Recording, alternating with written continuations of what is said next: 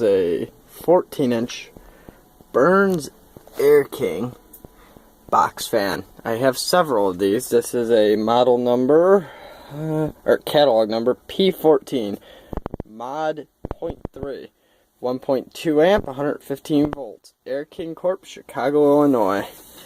Does got some, paint problems, but it's all there.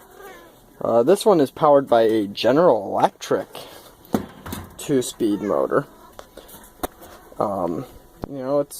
It's in used condition, but it runs really good. Here's a startup noise.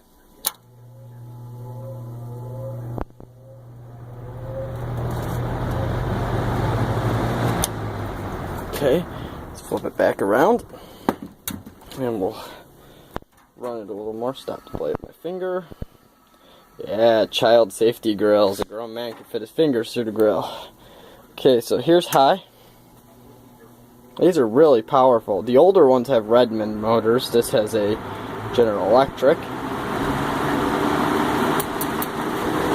that's high. That's low. There's only 2 speeds on this one. Most of them are only 2 speeds. Back to high.